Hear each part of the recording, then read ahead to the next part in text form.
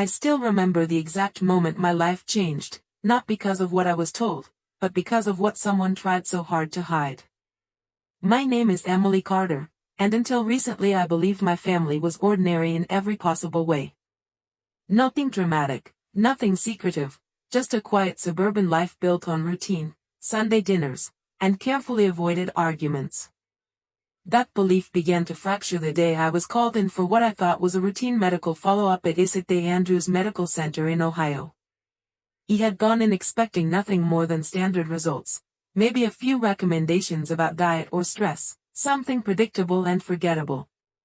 Instead, I walked into a situation that would slowly unravel everything I understood about my identity and the people closest to me. The first sign that something was wrong was not even a direct statement, but the way the nurse avoided eye contact when handing me the file. It was a small hesitation, a fraction of a second too long before she placed the folder in my hands and told me the doctor would explain everything himself.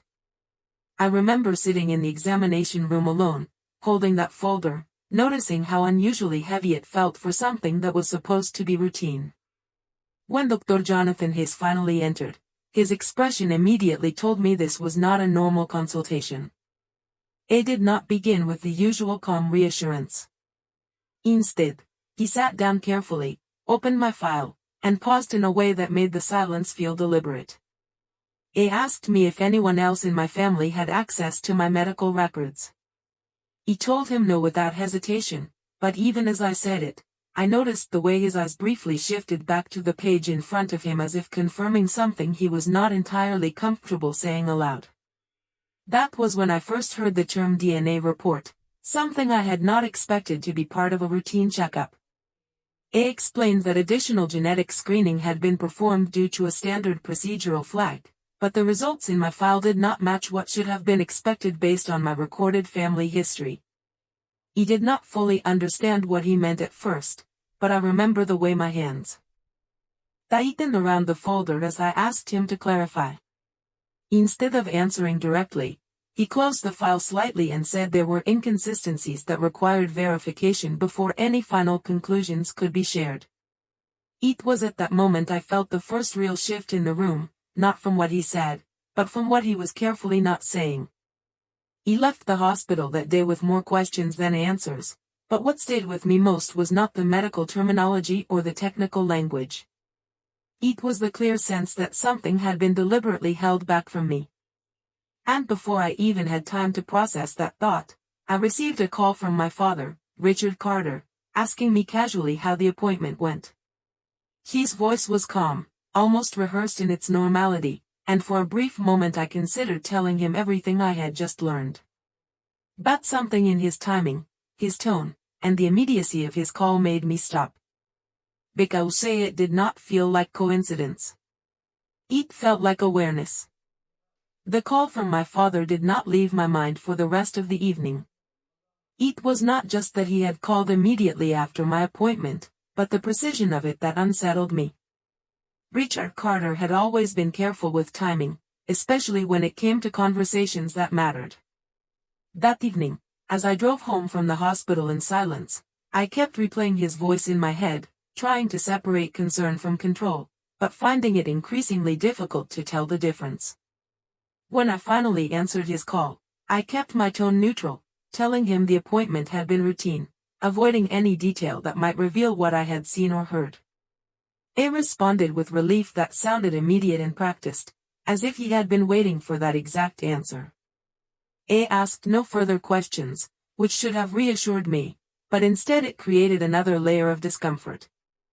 Because someone who truly had no knowledge of my results would normally ask more, not less. Over the next few days, I tried to return to normal routines. He went back to work, answered emails, and spent time with friends, but every ordinary interaction felt slightly misaligned, as if part of my attention was always pulled back toward the hospital file sitting in the back of my mind. He did not mention it to anyone, not even close friends, because I did not yet have enough clarity to explain what I had experienced. What I had was not proof of anything concrete, but a growing awareness that something about my medical records had been handled in a way that did not follow standard transparency. On the third day after my appointment, I received a follow-up message from St. Andrew's Medical Center requesting that I return for a clarification consultation with Dr. Jonathan Hayes. The message was formal, brief, and carefully worded, stating only that additional verification was required regarding previous test data. I remember reading it several times before responding, noticing how deliberately neutral the language was, as if every sentence had been designed to avoid revealing too much. When I confirmed the appointment, I felt a subtle shift in my thoughts, not fear exactly, but anticipation mixed with caution. That evening, I noticed my father was unusually present in small ways. He called again without a specific reason, asking simple questions about my day, my health, and whether I had been feeling stressed. Each question sounded normal on its own, but together they formed a pattern that made me increasingly aware of timing. It was as if he was trying to anchor my attention elsewhere without directly directing it. I did not confront him. He simply answered politely and ended the call early. When I hung up, I sat in silence for a long time, thinking about how many layers of communication can exist inside a family without anything ever being explicitly said. The following morning, I returned to the hospital. The waiting room felt identical to the first visit, but my perception of it had changed completely. Everything now felt like part of a system I was only beginning to understand. When Dr. Hayes called my name, he greeted me with the same controlled professionalism as before, but this time there was less hesitation in his movement. It led me back to the same consultation room and closed the door behind us. Before I could speak, he placed my file on the desk and told me that they had completed a secondary verification process. The way he said it made it clear that this step was not optional, but necessary. He asked him directly if there was something wrong with my results. He paused for a moment before responding that the data had not been altered within the hospital system, but that there were external discrepancies that could not be explained through standard medical reporting. As he spoke, I noticed his attention briefly shifting to my file again, as if confirming that he was allowed to continue. At that moment, I understood that whatever was happening was not limited to medical uncertainty. It involved people outside the hospital system, people who had already been aware of the results before I had ever seen them. And without him needing to say a name, I already knew who he was referring to. When Dr. Hayes said there were external discrepancies, the words did not immediately feel real, as if they belonged to a technical explanation that was too large for the moment I was sitting in. I remember repeating them silently in my mind, trying to translate them into something more concrete, but there was nothing simple about what he was implying. He did not elaborate further at first. Instead, he opened my file again and turned it slightly toward himself, as if reviewing it with a level of caution that went beyond routine medical procedure. He asked him directly what kind of external discrepancies he was referring to, and for the first time, his response was not immediate. He chose his words carefully, explaining that certain genetic markers in my report did not align with the documented family reference data provided during intake. He paused again before continuing, and this time his tone lowered slightly as he clarified that in normal circumstances, such inconsistencies would trigger an automatic review that would involve all listed guardians or legal family contacts. That detail made something inside me tighten, because I had never been told that anyone beyond myself had access to my file. He asked him if my father had been involved in any part of this process, and the way his expression changed before answering told me everything I needed before he even spoke. It confirmed that there had been external communication from a family representative requesting review of my genetic report, and that certain administrative adjustments had been made prior to my first appointment. The phrase administrative adjustments sounded clinical, but the implication behind it felt anything but neutral. I remember sitting back slightly in my chair, trying to process what he was saying without letting emotion take over the conversation, because I could feel that every detail mattered now. Dr. Hayes continued, explaining that the hospital did not typically accept external influence over finalized DNA reporting, but in this case, a request had been submitted with legal authorization that allowed temporary restriction of access until verification was complete. He asked him to clarify who had submitted that authorization, even though I already suspected the answer. I hesitated for a longer moment this time before confirming that the request had come from my father, Richard Carter, and that it had been processed through legal medical administrative channels. The moment he said it, the room did not feel the same anymore. It was not louder or colder, but it felt structurally different, as if something foundational in my understanding of my family had shifted into a new configuration. I remember looking down at the file on the desk, noticing how ordinary it appeared despite everything it represented. Dr. Hayes then added that he had recently initiated an independent review after noticing inconsistencies that could not be explained by standard procedural interference alone.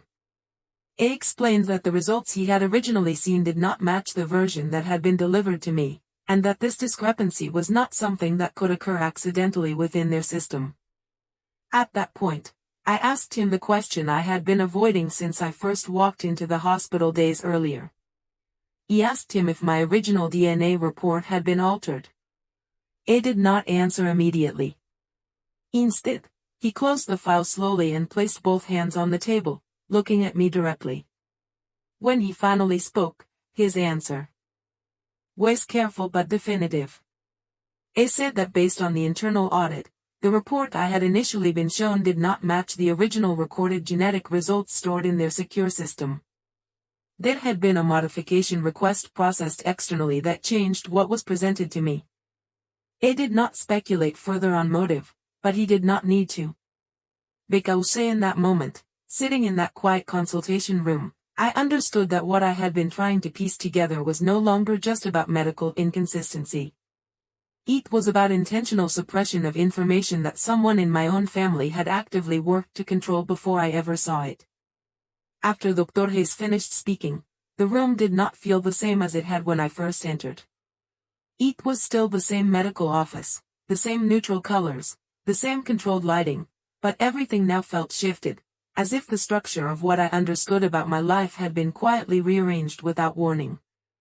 I remember sitting in silence for a few seconds, not because I had nothing to say, but because I was trying to determine what kind of response was even possible in that moment. The idea that my DNA report had been altered after being processed, and that my father had been involved in requesting that change, created a level of confusion that did not immediately translate into emotion. It was too large to process as anger or sadness right away.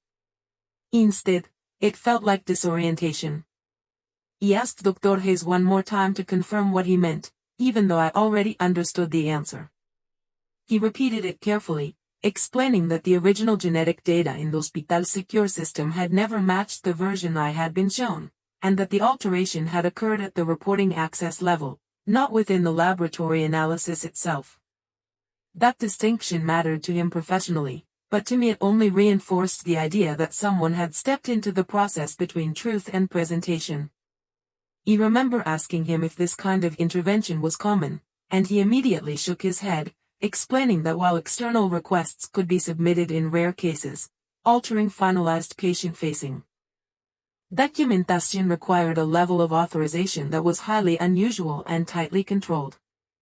He did not say my father's name again, but he did not need to. The connection had already been made explicit. He looked down at my hands for a moment, trying to steady myself, because the realization was no longer about suspicion. It was about confirmation. My father had not simply known about the report. He had actively participated in shaping what I was allowed to see. Dr. Hayes then added something that made the situation even more precise in its implication. He said that after noticing discrepancies between internal records and the version delivered to me, he initiated an independent audit outside of the standard reporting chain, and that audit confirmed the existence of a modified output file that did not align with the original genetic findings.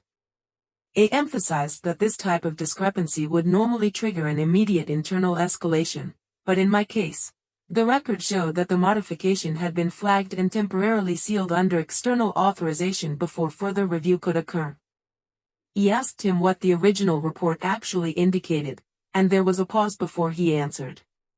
He explained that he could not release full details without formal authorization reversal, but he confirmed that the original data did not match the family information that had been submitted as reference. That sentence landed differently than anything before it. It meant that the version of reality I had been given access to had been deliberately filtered. I remember feeling a quiet pressure building in my chest, not from shock alone, but from the growing awareness that multiple systems had been involved in maintaining that filter. It was not just one decision made in isolation. It was a coordinated sequence of actions that had required awareness, demean, and intent. Before I left the room, Dr. Hayes told me that I had the right to request full disclosure of my unmodified records through a formal legal process, and that if I chose to do so, the hospital would be required to comply. He also advised me that such a step would likely bring external attention to the case. Beyond the medical environment. He nodded without responding immediately, because at that point I was no longer thinking about procedure or process. He was thinking about what it meant that my own father had taken steps to ensure that I would not see the full version of my own genetic truth. And as I walked out of the hospital that day, I understood clearly that the question was no longer whether something had been hidden from me, but how far that concealment had already reached into the foundation of my identity. The drive back from the hospital felt different from any other drive I had taken in my life, not because the roads had changed, but because my awareness of everything around me had become sharper in a way that made even familiar streets feel unfamiliar. I remember gripping the steering wheel with both hands, replaying Dr. Hayes' words over and over again, especially the part where he confirmed that the original genetic data did not match what I had been shown.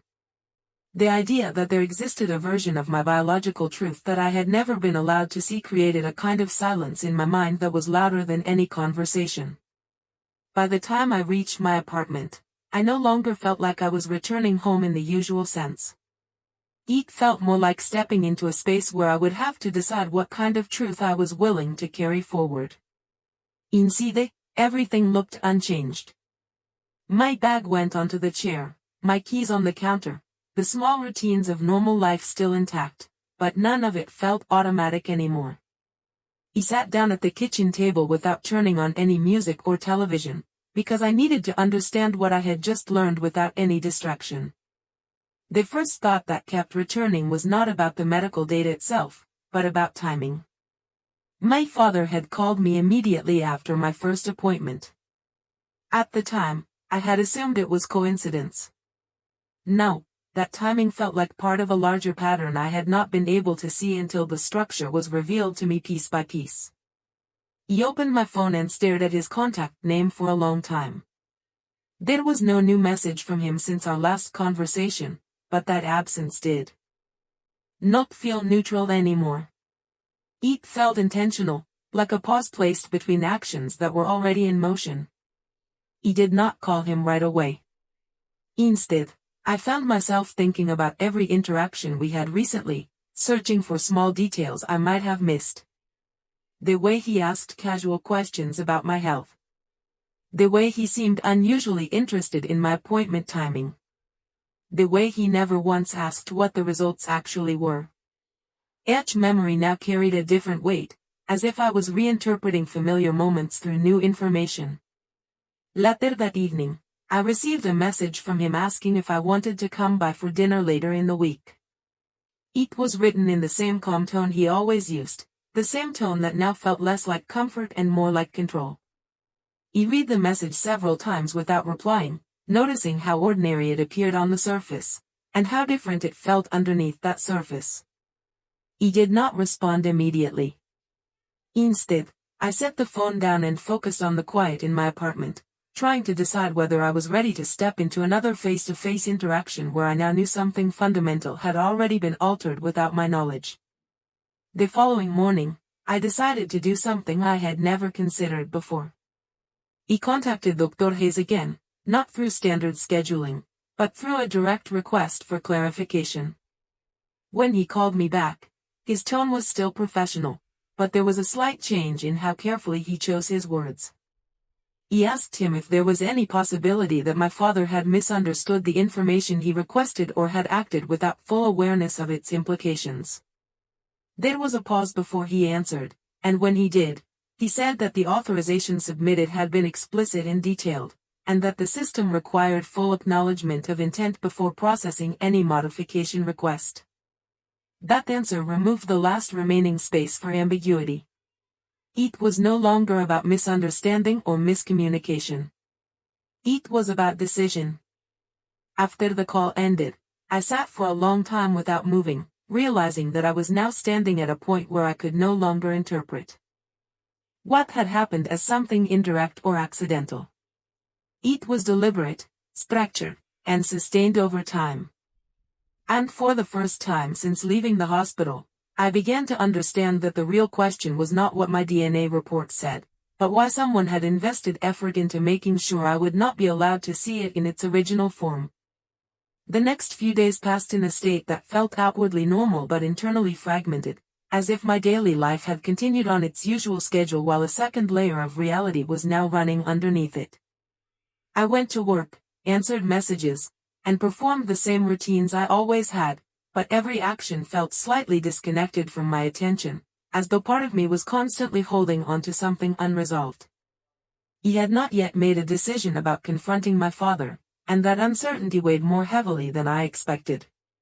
It was not fear that held me back, but a need for clarity about what confrontation would even accomplish when the truth I had been given was already partial and controlled from the start. One evening, I received another message from him asking if I was still planning to come for dinner. The message was simple, polite, and unchanged in tone, which made it feel even more distant from everything I now knew. He stared at it for a long time before responding, because every possible reply felt incomplete. Eventually, I told him I would let him know later, a neutral answer that neither accepted nor rejected the invitation. After sending it, I placed the phone face down on the table and tried to focus on something else, but my mind kept returning to the same unresolved structure beneath everything that had happened.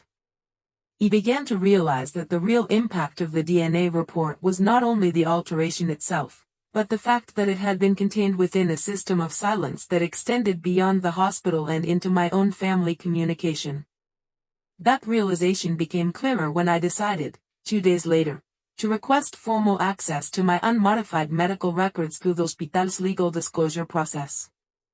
The request required identity verification and acknowledgement of potential legal review, which I completed without hesitation.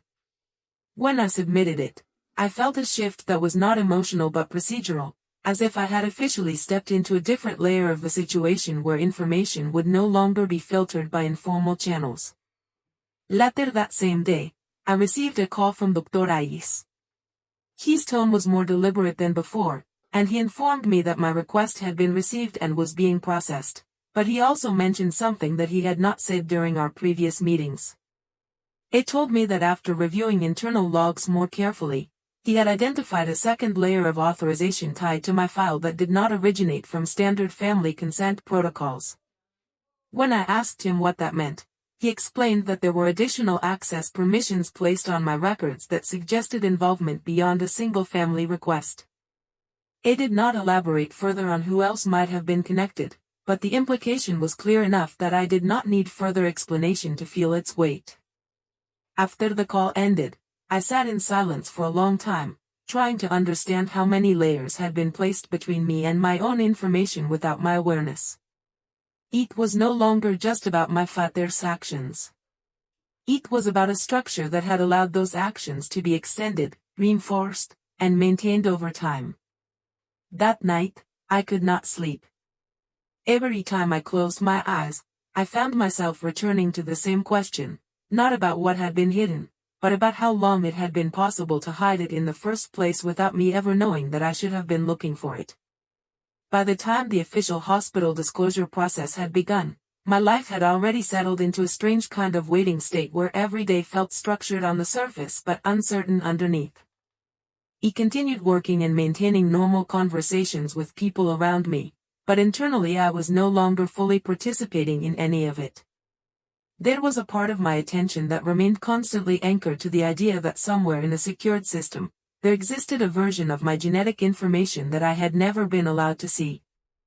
That Thought alone was enough to change the way I interpreted even the smallest interactions.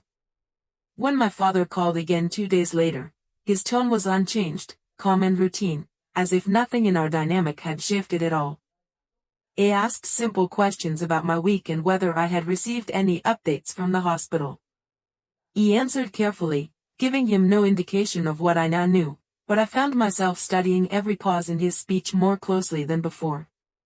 It was no longer possible for me to hear him without considering what might be positioned behind his words.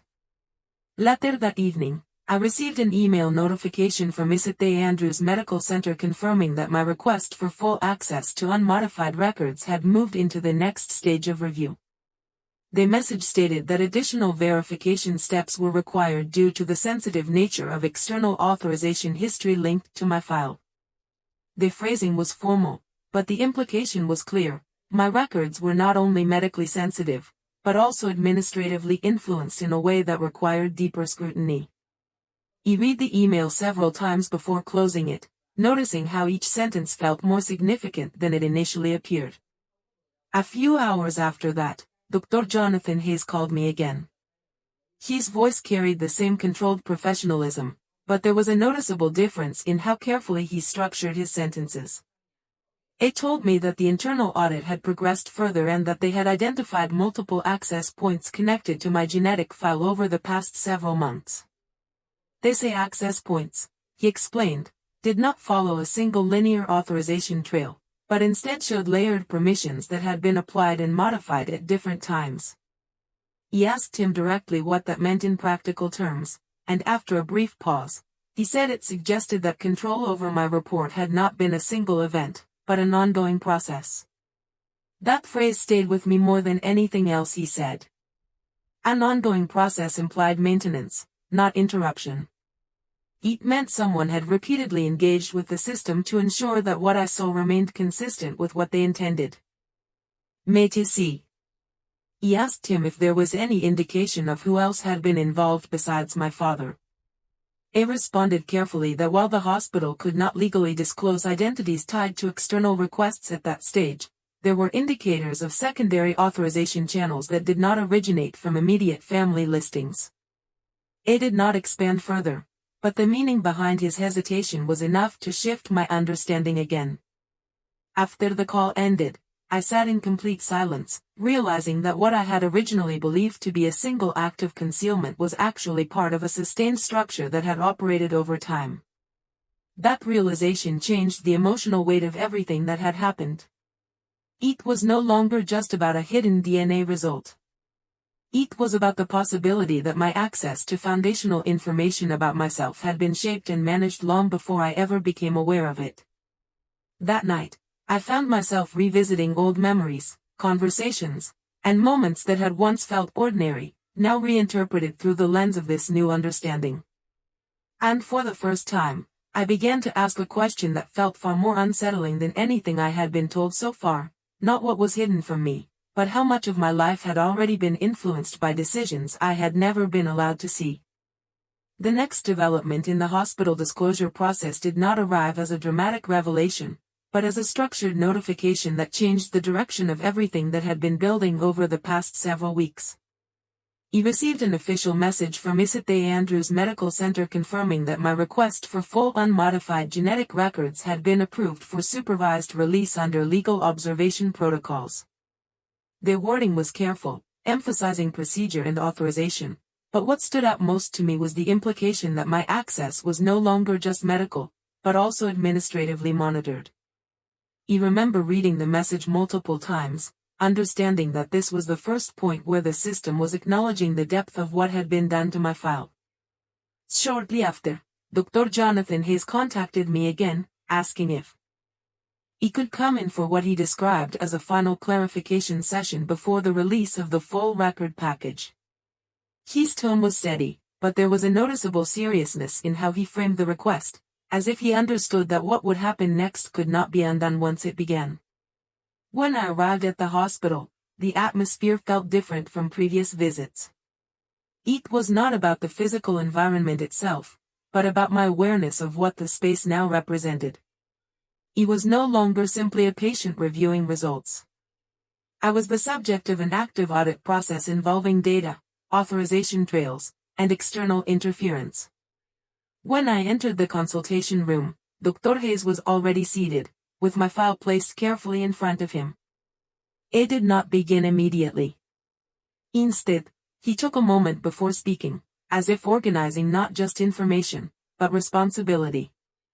A explained that the internal audit had now reached a point where they could reconstruct the full timeline of access to my genetic report. According to the system logs, the original DNA analysis had been completed without irregularity, but shortly after its completion, multiple external access requests had been initiated that resulted in layered modifications to the patient-facing version. He asked him to clarify what layered modifications meant in practical terms, and he responded that it indicated more than one intervention point, suggesting that the alteration of my report was not a single act, but a sequence of controlled adjustments over time. I remember feeling a shift in my understanding at that moment, because it confirmed that what I had previously believed to be a single interference by my father was actually part of a broader structure that allowed repeated access under different authorization channels. He asked him directly if those channels had been connected to my father alone, and he paused before answering that while my father had been the primary requester, there were additional verified contacts linked to the authorization chain that had not been disclosed during my initial consultation. A did not provide names, but he confirmed that the system recorded multiple entry points originating from outside immediate medical protocol. That detail changed the weight of everything I had assumed so far. It was no longer a question of one decision made in isolation. It was a pattern of involvement that extended beyond a single individual. After explaining this, Dr. Hayes opened the file again and showed me a sealed section of records that had been withheld during my earlier visits. It told me that once the full disclosure process was complete, I would be able to see the unaltered genetic results directly, along with the full history of modifications and access logs. As he spoke, I found myself focusing less on the technical aspects and more on the implication of what this meant for everything I had believed about my family. Because if multiple people had participated in controlling access to my genetic truth, then the question was no longer simply about what had been hidden, but about why there had been such coordinated effort to manage what I was allowed to know about myself. And as I left the hospital that day, I realized that I was approaching a point where the truth would no longer be something interpreted through explanation, but something I would finally see without any filter at all. By the time I returned home after the final clarification session with Dr. Hayes, I already understood that I was no longer waiting for new information in the same way I had been at the beginning of this process.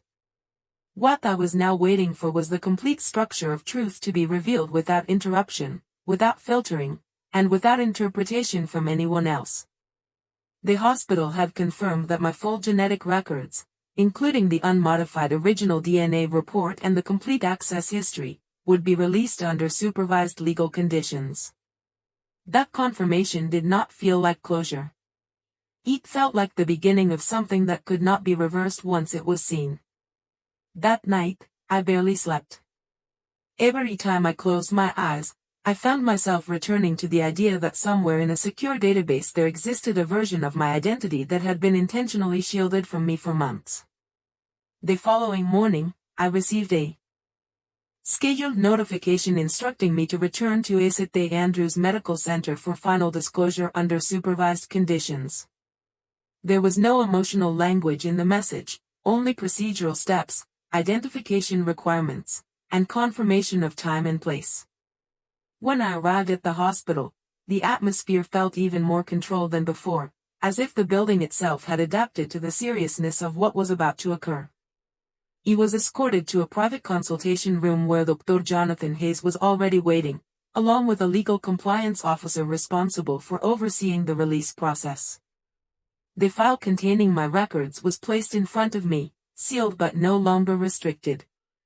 Before anything was opened, Dr. Hayes explained that what I was about to see included three components: the original DNA analysis, the modified patient-facing report that had been previously delivered to me, and the complete access log showing every external interaction with the file. He emphasized that once the seal was broken, the information would be fully available to me without further restriction. I remember taking a moment before giving consent, aware that this was not just data but the final point of convergence for everything I had experienced. When the file was opened, Dr. Hayes began by showing me the original genetic report. A did not interpret it for me at first. A simply allowed me to read it. As I went through the information, I noticed immediately that it differed significantly from the version I had been shown during my first visit. The differences were not minor adjustments. They were structural, affecting core sections of the interpretation that related directly to family reference markers. After a few moments, I asked him to confirm that this was indeed the original version generated by the system, and he confirmed that it had not been altered at the point of analysis. It then proceeded to the second document, the modified version that had been released to me initially. Seeing them side by side made the disparity impossible to ignore. Finally, he opened the access log. That was when the full sequence became visible. The log showed multiple entry points from external authorization requests, including repeated access from a verified family contact tied to my father, Richard Carter. It also showed secondary administrative interventions that had adjusted the output before final release. As I reviewed the timeline, I could see exactly when each modification had occurred, and how the original report had been gradually reshaped before it ever reached me. Dr. Hayes remained silent while I reviewed it, allowing me to process the information without interruption. At one point, I asked him if there was any possibility that this sequence had occurred without deliberate intent. He responded carefully that while systems could allow procedural adjustments under authorization, the pattern in my file indicated repeated, conscious engagement with the report over time. That statement removed the last remaining ambiguity. I remember sitting in silence for a long time after that, looking at the documents in front of me, understanding that what I had been searching for was no longer hidden in uncertainty. It was now fully visible, documented, and irreversible. And in that moment, I realized that the truth I had been seeking was not just about my DNA, but about the fact that someone had made repeated, deliberate decisions to control my access to it long before I ever knew it existed.